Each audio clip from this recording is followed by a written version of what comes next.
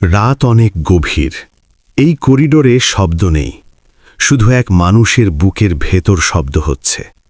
অপেক্ষা, যেটা সময়ের থেকেও ভারী। এই দরজার ওপাশে একজন বাবা শুয়ে আছে, আর এপাশে দাঁড়িয়ে আছে একজন ছেলে, যে জীবনে কখনো আল্লাহকে ডাকেনি ঠিকভাবে। আজ সব কথা শেষ হয়ে গেছে। হঠাৎ অন্ধকার নেমে এলো, যেন পুরো দুনিয়া থেমে গেল এক মুহূর্তে। এই অন্ধকারে কেউ কারো হাত ধরে না, শুধু আল্লাহ থাকেন।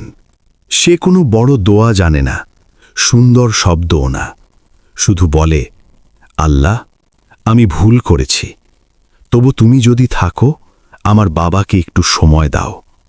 ভাঙা কণ্ঠ, ভাঙা হৃদয়। আলো আবার জ্বলে উঠল। ডাক্তার বেরিয়ে এলো দরজা খুলে, বলল, অবস্থা স্টেবল, আমরা চেষ্টা করছি। এই কথাটুকুই আজ একজন ছেলের জন্য দুনিয়ার সবচেয়ে বড় খবর। সে বসে পড়ল মেঝেতে, কেউ দেখছে না, তাই কান্নাটাও লুকানো নয়। এই কান্না দুর্বলতার না, এই কান্না ফিরে আসার। এই জীবনে প্রথমবার সে ফজরের নামাজে দাঁড়াল, কিছু চাইতে নয়, শুধু বলতে, হে আল্লাহ, আমি ফিরে এসেছি। সে জানে না বাবা বাঁচবেন কিনা, কিন্তু সে এটা জানে, আজ একজন হারানো মানুষ তার রবকে খুঁজে পেয়েছে।